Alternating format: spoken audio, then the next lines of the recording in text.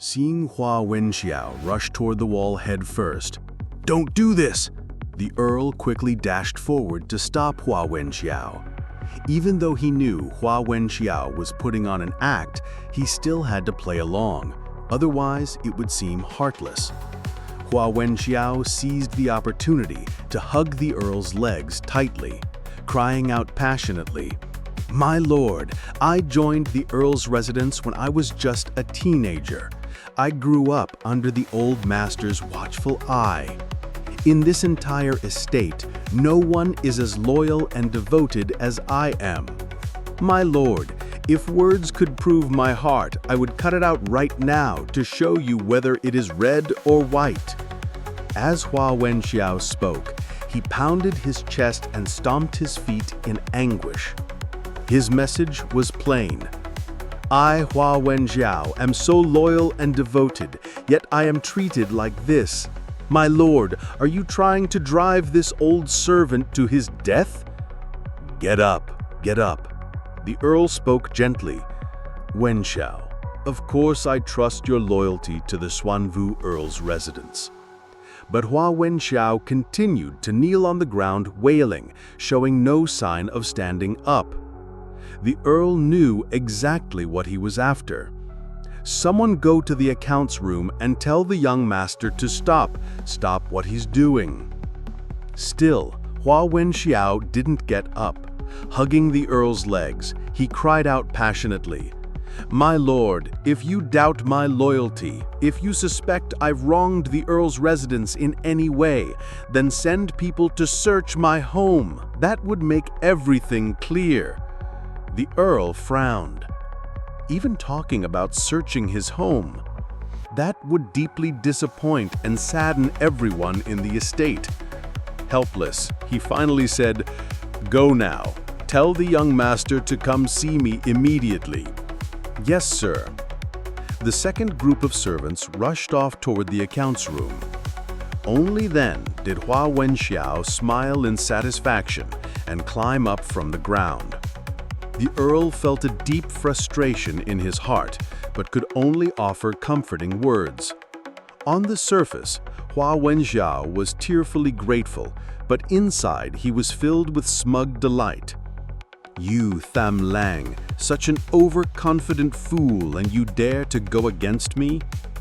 Hua Wen Chieu understood the Earl's personality far too well. Clever but kind, always preferring to handle matters gently and gracefully like a true nobleman, caring deeply about the dignity of his subordinates. He would never humiliate someone publicly like this. Bang! The door of the accounts room was suddenly pushed open. A middle-aged steward, followed by 4 servants, burst in. His eyes flashed briefly with hostility and smugness as he looked at Tham Lang. So what if you're the Earl's son-in-law? You're just an outsider who married into the family. How could your worth ever compare to the Hua family? Truly laughable, the steward thought to himself. But outwardly he remained extremely respectful, bowing deeply as he spoke. "Young master, the Earl commands you to stop everything you're doing and leave the accounts room." Tham Lang widened his eyes, then glanced outside. It was already dawn. How quickly time had passed. Before he knew it, the sun had risen. The steward saw this and felt even more disdain. This young master really is naive. In one night, you probably didn't even finish reading a single ledger, and you dared to attempt an audit? How foolish and laughable. An audit like this would require at least dozens of professionals working for 1 or 2 months. Right then, the second group of servants rushed in, loudly announcing, "Young master, the Earl commands you to immediately go to the main hall and apologize to Master Hua Wen Chieu." Overall, lumapit si Sam Laro sa labas ng kwarto ng balyering tagapaayo. Tulog na ang mag-asawa. "Nanay-in-law, tatay-in-law," tawag ni Sam. Mahinahon ang boses. Tugon ng galit na tatay. "O, ano na naman, anak ko?" Malambing na boses ng biyenan niyang babae. Mukhang bang mas kakampi ang biyenan niya kaysa sa balyere? Sabi ni Sam, Benji Valdez mukhang naglayas. Siguro ilang araw hindi magpapakita. Pero hindi pwedeng tumigil ang accounting ng mansyon. Ngayon kasi malaki ang galawan ng pera. Kung matatagalan, baka magkaroon ng butas sa budget. Sakto naman, medyo marunong ako sa math. Kaya pwede bang ako muna ang mag-asikaso ng accounts habang wala si Benji? Pagbalik niya, babalik ko naman sa kanya. Sabi ng balyere, hindi ba pwedeng bukas mo na yan sabihin? Grabe! Alas 9 pa lang ng gabi. Parang bagong gising pa tatay-in-law. Sabi ng misis, nagmamagandang loob lang naman si Sam. Hindi mo ba pwedeng tanggapin ng maayos? Sam, pumasok ka nga at magpaliwanag. Dagdag pa ng misis niya. Medyo naghintay pa si Sam sa labas. Baka kasi makita siya ng eksena na hindi dapat. Pagpasok niya, nakasimangot ang balyere. Pero nakangiti ang misis. Diretsahan ang tanong, Sam, anong kalokohan mo na naman? Pero sa pamilya, importante ang pagiging tapat. Kaya sagot ni Sam, pinaghihinahalaan ko po na ninanakaw ni Benji ang pera ng mansyon. Gusto ko po sanang iimbestigahan ng accounting niya. Kalokohan! Sigaw ng balyere sabay hampas sa lamesa. Hindi niya gusto ang ugali ni Sam na palaging gumagante. Bagaman si Benji ang unang nag-initiate ng gulo, parang sobra naman si Sam sa paggante. Pero aliw naman ang misis sa katapatan ni Sam. Para sa kanya, ang asawa niya sobrang mabait na, kaya okay lang na may anak-anakang medyo palaban. Sabi ni Sam, Tatay, ang allowance ni Benji kada taon, 200 gold coins lang. Pero tignan niyo ang mga anak niya, lahat nakagintot seda, may bahay at lupa sa buong syudad, may asawa na at may mga kabit pa. Hindi po ba parang sobra-sobra iyon sa sweldo niya? Napakunot ang noo ng balyere. Sam, kung sobrang linis ang tubig, walang isdang mabubuhay doon. Ibig sabihin, alam niyang may korupsyon, pero madalas pumikit na lang siya. Sabi ni Sam, baka hindi niyo lang alam, pero baka lagpas-lagpas pa sa iniisip niyo ang nananakaw niya. Mild na tanong ng misis, Sam, bakit ba galit na galit ka kay Benji? Sabi ni Sam, hindi lang dahil kinaiinisan niya ako. Feeling ko po may tinatago pa siyang mas malalim. Parang may plano siya at hindi lang simpleng galit ang dahilan ng mga ginagawa niya sa akin. Naglabas si Sam ng 2 ledger. Eto po, 2 libro ng gastos ng mga party dito sa mansyon, pero kahit simpleng accounting lang yan, ang dami ko nang nakitang anomalya. Nagtanong ang misis, totoo ba yan? Sabi ng balyere, saan mo nakuha yung mga libro? Hiniram ko po sa accounting room. Translation, ninakaw niya. Pinibilan ng balyere ang inis niya. Mukhang ang tanga talaga ng anak niyang si Kimoko, kaya si Sam na lang ang umaasikaso ng mga bagay na ito. Dagdag ni Sam, pwede po bang si Ginoong Lim na isang matapat at bihasa sa math ang tumulong sa akin mag-audit para walang bias? Tinignan ng misis ang mga libro, hindi niya maintindihan, pero tiwala siya sa kay Sam. Sabi niya, okay lang yan, walang masama kung mag-imbestiga. Medyo hesitant ang balyere dahil kamag-anak pa rin ng asawa niya si Benji, pero nagdesisyon ang misis. Kung maliit lang ang kinuraktan niya, palagpasin natin. Pero kung malaki, dapat parusahan. Sa huli pumayag ang balyere. Pero Sam, huwag mong ipapahiya si Benji sa iba. Kung bumalik siya, itigil mo agad. Ayokong mawala ang dignidad niya. Sumunod si Sam, opo tatay. Pero sa isip niya, kung bumalik siya bukas ng umaga, baka tapos na ako sa audit ko, kaya kailangan kong magdali.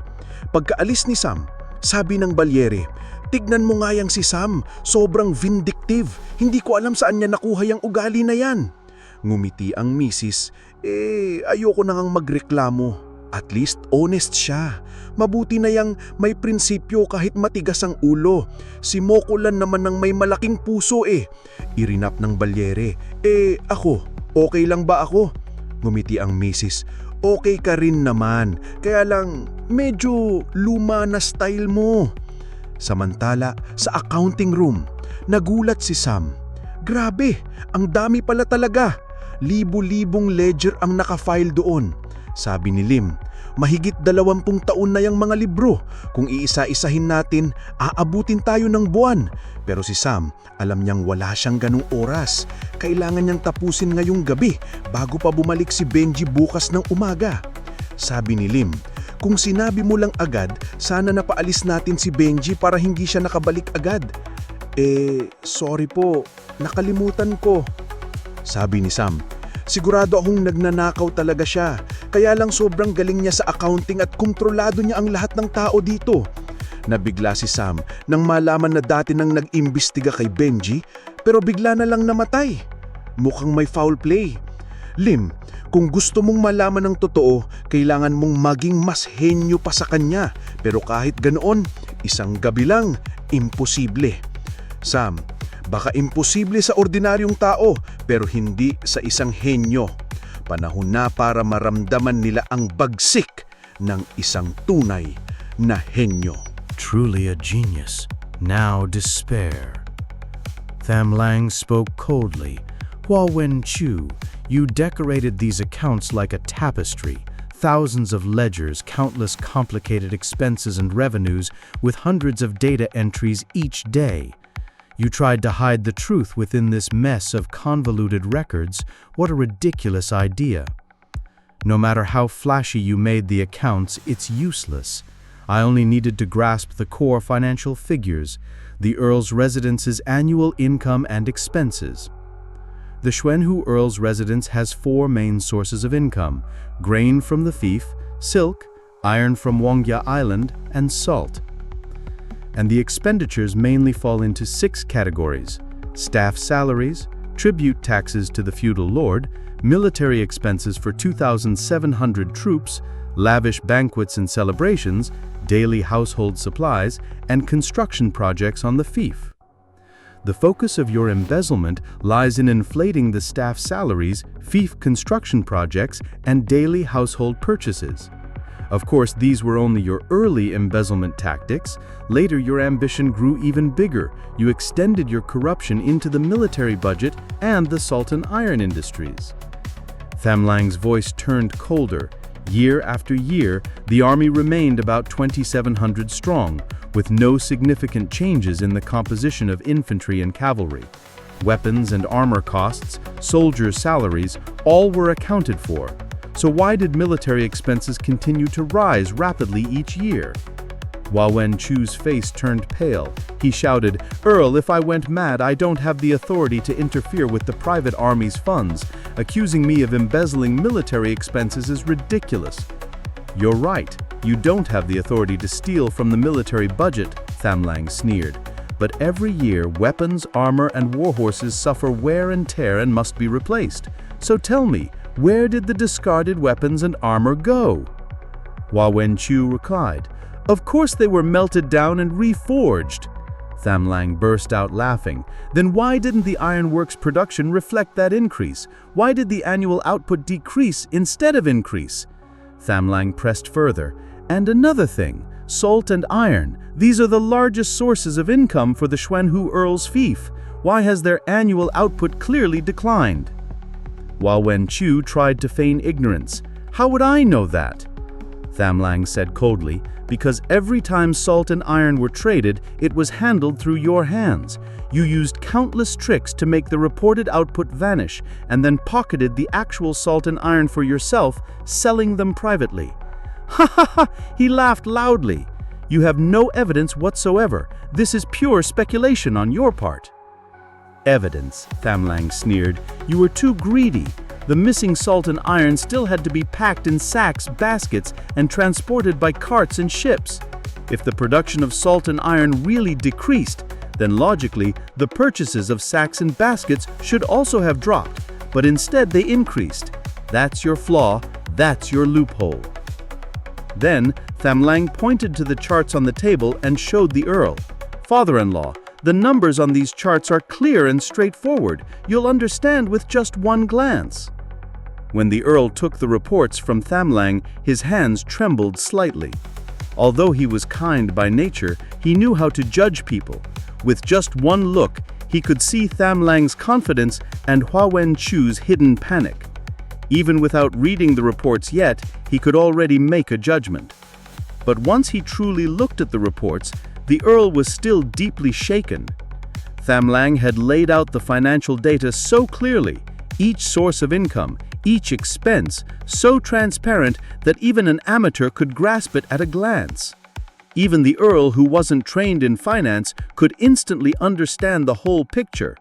This level of ability was truly astounding. What was even more impressive was that Tham Lang didn't bother getting bogged down in Hua Wen Chieu's fraudulent details. He ignored the fake accounts entirely. Instead, he focused solely on the two fundamental numbers, the total income and total expenses of the Earl's residence each year. No matter how flowery Hua Wen Chieu made the books, it was useless. And yet, even in the complex accounts, Hua Wen Chieu's loopholes were still exposed by Tham Lang in countless places. Every piece of evidence was crystal clear. So clear that it couldn't be clearer. For example, during the Lunar New Year celebration 2 years ago, the Earl's residence bought an extra 1,000 bottles of wine compared to the previous year. But in the end, most of it wasn't even consumed. Those 1,000 bottles were returned, yet only at a 30% refund. Just this alone caused the Earl's residence to lose dozens of gold coins. Hua Wen Chieu's tricks for skimming money were numerous and layered, leaving the Earl in shock. The Earl trembled as he flipped through Tham Lang's reports, his heart burning with both fury and admiration. His anger, of course, was directed at Hua Wen Chieu, but his amazement and joy, those were entirely because of Tham Lang. He never imagined that his son-in-law was this smart, this capable. Managing to uncover all these tangled accounts in just one night? How was this possible? The Earl was no expert in accounting, so he couldn't even begin to fathom how it had been done. It was clear that the Earl, despite his gentle nature, was still an impressive man. At this moment, he should have been consumed by anger alone, given how deeply he'd been betrayed and how much the estate had lost. Yet he still had the clarity of mind to be happy for his brilliant son-in-law. "Summon Master Lin," the Earl ordered. A moment later, old Master Lin arrived. "Take a look at this. These are the financial records Tham Lang compiled overnight," the Earl said. Master Lin plucked the documents and read them carefully. And then he was utterly stunned. At first, he was shocked by the sheer scale of Hua Wen Chieu's embezzlement, though he had mentally prepared himself for that. Then came the joy. Finally, this parasite was finished. The truth was finally uncovered. But what truly amazed him was this completely reworked set of financial accounts. He first glanced at Tham Lang, then buried his head back in the papers. How could this be possible? In just one night, Tham Lang had clearly and thoroughly audited the entire estate's finances. How did he do it? It was beyond imagination. To the untrained eye, it might not seem extraordinary, but Master Lin was a professional. No words could describe the shock he felt. "How is it?" the Earl asked. "A genius. A true natural talent." Master Lin bowed and said, "Congratulations, my lord. Heaven has bestowed upon the Xuanwu Earl's household a brilliant star. Such mathematical genius, such accounting skill, I have never heard of or seen anything like it in my lifetime." The Earl smiled faintly and said to Tham Lang, "Don't be arrogant. Understood?" "Yes, father-in-law." Then the Earl turned to Hua Wen Chieu, his voice cold. "For over 20 years, how much trust have I placed in you? I knew your dealings weren't clean, but I tolerated it. Too much purity leaves no fish in the water. I turned a blind eye. But I never imagined your greed would reach this insane level." The Earl rarely lost his temper, but now he was truly furious. Hua Wen Chieu's face turned deathly pale, his legs trembling. He felt like he couldn't breathe. Cold sweat soaked his back, and his entire body felt void of warmth. The Earl said coldly, "Now that everything is laid bare, what do you have to say for yourself, Hua Wen Chieu?" Hua Wen Chieu gasped for breath desperately. He knew he couldn't admit guilt. If he confessed, it was over. He had to hold out stubbornly and wait for the powerful people behind him to save him. And the gold he had hidden away, that was his last lifeline. Suddenly, Hua Wen Chieu grit his teeth and shouted, "Earl, when you want to convict someone, you'll always find a reason. The Earl's finances are lacking, so you're trying to pin it all on me. Why not just arrest me directly? Why bother throwing this filth on my head?" The Earl trembled in fury and slammed his hand on the thick stack of documents. "Are these not evidence enough?" Hua Wen Chieu retorted, "Catch a thief, produce the stolen goods. You keep saying I embezzled 30,000 gold coins. Where is the money? Where's the proof? Show it to me. Catch a thief, produce the loot. You say I stole gold, so where is it? Where is it?" Tham Lang is an idle good-for-nothing with a devious mind. You think you can condemn me with his scribbles? I will never admit it. Earl, I am merely your hired servant, not a slave of the Earl's household. You have no right to punish me arbitrarily. I hold an official status in Dai Viet. This is what stubborn resistance looks like. This is what it means to be desperate to the point of madness. Hua Wen Chieu was playing the role of the wrongly accused man to perfection. The Earl trembled with rage. He never imagined that once a person tore off their mask, they could be this ugly. Could someone really be this shameless? Was it his own excessive tolerance that made this man lose all fear? Hua Wen Chieu shouted, "Everyone come and see! The young master is eliminating dissidents. He's targeting the loyal elders of the Earl's residence." But the real question was still the whereabouts of the embezzled gold. The Earl gripped his teacup, took a sip, and calmed his anger. He said coldly, "Hua Wen Chieu, hand over the stolen gold. Out of consideration for your 20 years of service, I'll spare your life." The Earl knew full well the financial crisis facing the household. If they could recover this gold, the burden would be greatly eased. Hua Wen Chieu, however, became even more certain that the gold was his life-saving card. His life was worthless, but the gold was vital to the Earl's household and very attractive to the powerful people behind the scenes. Hua Wen Chieu shouted, "I didn't steal anything, so how can I hand over any gold?" All of this is Tham Lang's false accusation.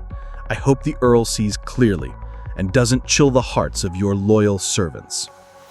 He was doing everything he could to stir up unrest and fear. Right now, the Earl's household needed unity and stability, but Hua Wen Chieu wanted to create panic. After all, he wasn't the only one who had profited from these schemes. Tham Lang stepped forward and said calmly, "Hua Wen Chieu, you just severed your last chance to live." Hua Wen Chieu sneered, "I didn't steal anything. Where's your proof? Produce the stolen gold if you can." Shameless people are invincible. Tham Lang squatted down and said coldly, "You know, I really do know where your secret gold stash is hidden." "Dream on," Hua Wen Chieu sneered. Only he and his eldest son knew the location of the secret vault.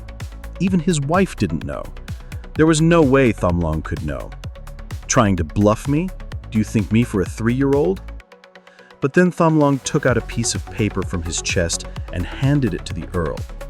"Father-in-law, let's go visit this place together and see Hua Wen Chieu's secret vault." The Earl took one look and his eyes lit up with joy. "Langer, can we really recover the stolen gold? If so, this would be a great achievement, greatly alleviating the household's financial crisis." Tham Lang replied, 99%. The Earl shouted, "Kim Jung, Kim Hui, take 100 cavalry, escort Hua Wen Chieu and dig up his secret vault. Follow the young master's every command."